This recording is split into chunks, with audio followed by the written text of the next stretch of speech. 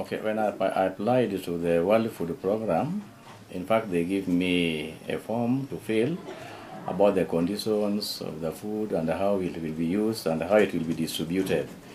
So number one, after writing all the details about the school, they agreed to come to our school and also do some inspections and ask the children and even me some questions.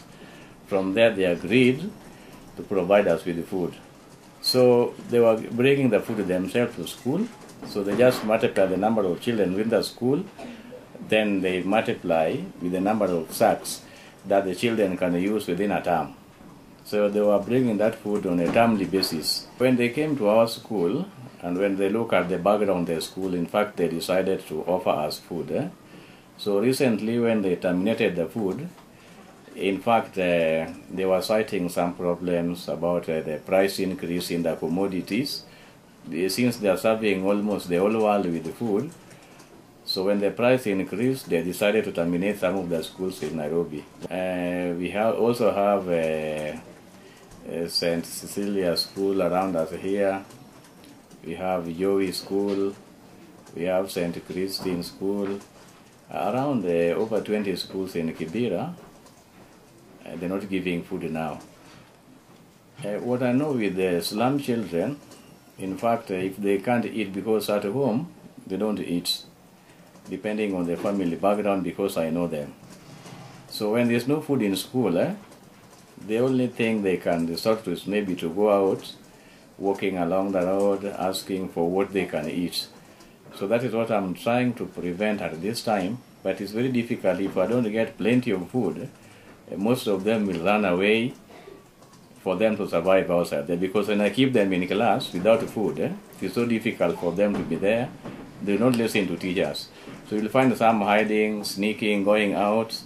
Then when they meet you on the way, they ask you for something, maybe to assist them, what they can eat, something like that. Apart from food also, there are so many problems within the school. Number one, as also stated earlier, for the school to run effectively, there are so many things that should be in place. Number one, we have to consider the teachers, those who are teaching the children. And number two, we have to consider the learning materials. We also have the sitting materials. Another thing also, the classrooms, because when the number is increasing, it is difficult maybe to put them in one place. So that congestion alone cannot make them to learn properly. So the challenges, like right now, in fact, I was planning if I can get money, then I get a place where I can expand, then I build permanent rooms for the children. What's happening, if maybe I want to move from this place to another place, I cannot go far from here because I'm serving the children within that place here. Like in our school, if you look at our school, there's a very big land next to the school. So when I get money, I can't go far. So whatever I can do is just to buy the land next to the school and build the school there for me to serve the children within the area. So I can't move anywhere very far from where we are. In our school, under games and sports, we have two teams. We have the soccer, girls soccer in our school, and we also have a team for the boys. As you can see in front of me, here have some trophies for our school. This one here was won by girls in our school when they went out to compete with other schools and they were number one. Again, I have this one for our boys. Boys also managed to get this when they went out to compete with other schools. They were also number one. Again, under music, we also go for music festival, and we have very good singers in our school. They also managed to get this, and they were number one on that day.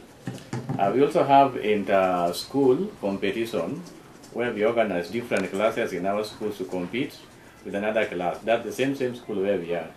So I bought this for the children for competition within the school. So this one was won by class 7 last year. We also have the same in high school. In high school also we have Form 1 up to Form 4. So I used to organize inter-classes for them. So last year Form 3 is also won this among the forms we have. So even though they are very active, but we lack some other games facilities like balls, if you can get enough balls. We also have the nets, if you can get those ones also. I think they can really participate very well even if they go out and compete with other schools. My vision number one is to have a permanent school with permanent buildings, and also to have teachers. Of course, the problem is there just because of teachers. If I can get teachers, I give them good packages, I think the school will continue.